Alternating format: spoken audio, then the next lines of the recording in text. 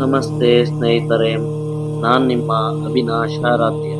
ಶ್ರೀ ಕಾಳಿ ಮಾತಾ ಜ್ಯೋತಿಷ್ಯ ಯೂಟ್ಯೂಬ್ ಚಾನಲ್ಗೆ ಸ್ವಾಗತ ಸುಸ್ವಾಗತ.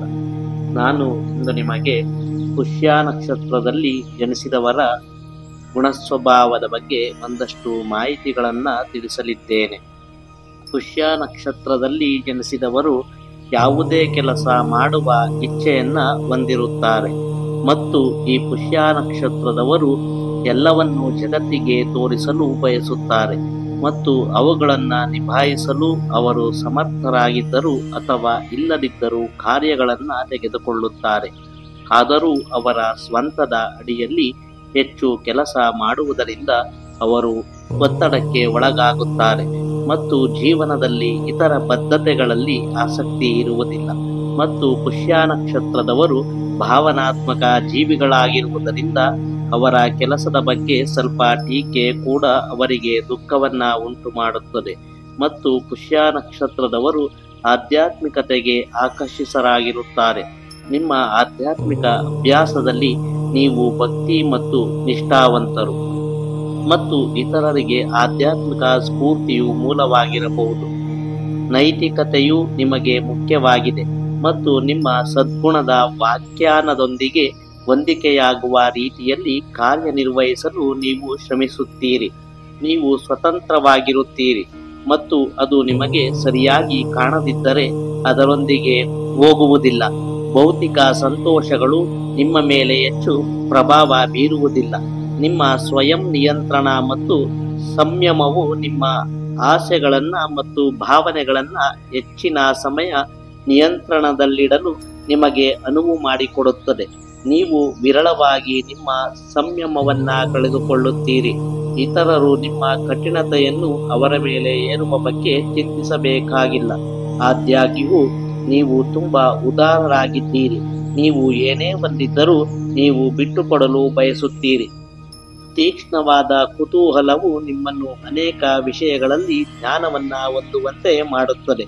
ನೀವು ಸಹಜವಾಗಿ ಅಧ್ಯಯನಶೀಲರು ಹಾಗೂ ನೀವು ನಂಬಲಾಗದಷ್ಟು ಗ್ರಹಿಸುವಿರಿ. ನೀವು ನಿರ್ಗಳವಾಗಿರುತ್ತೀರಿ ಮತ್ತು ಸ್ವಯಂ ಅಭಿವ್ಯಕ್ತಿಯಲ್ಲಿ ಸ್ವಾಭಾವಿಕ ಪ್ರತಿಭೆಯನ್ನು ಹೊಂದಿದ್ದೀರಿ. ನಿಮ್ಮ ಸಹಾನುಭೂತಿಯ ಸ್ವಭಾವ ಮತ್ತು ಪ್ರಶಂಸನೀಯ ಗುಣಗಳು ನಿಮ್ಮನ್ನು ಹೆಚ್ಚು ಜನಪ್ರಿಯಗೊಳಿಸುತ್ತವೆ.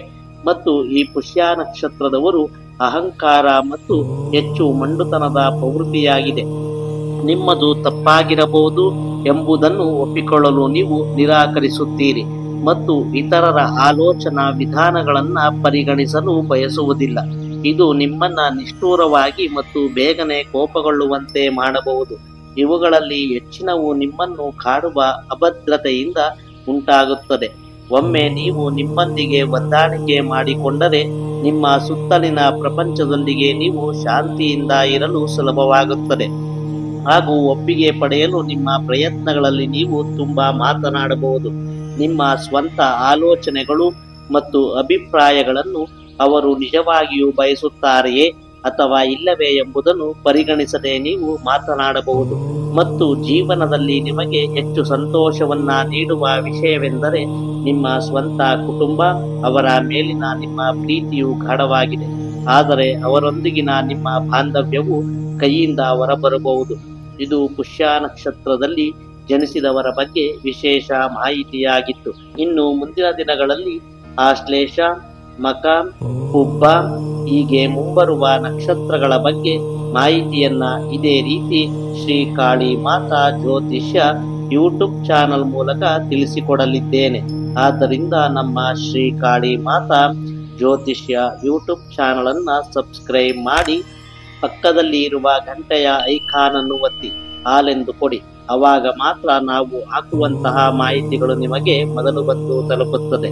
ಹಾಗೆಯೇ ನಮ್ಮ ಮಾಹಿತಿಗಳು ನಿಮಗೆ ಇಷ್ಟವಾಗಿದ್ದರೆ ಒಂದು ಕಮೆಂಟ್ ಮಾಡಿ ಮತ್ತು ಲೈಕ್ ಮಾಡಿ ಹಾಗೂ ನಿಮ್ಮ ಸ್ನೇಹಿತರು ಹಾಗೂ ನಿಮ್ಮ ಕುಟುಂಬದೊಂದಿಗೆ ನಾವು ಹಾಕುವಂತಹ ಮಾಹಿತಿಯನ್ನ ಹಂಚಿಕೊಳ್ಳಿ.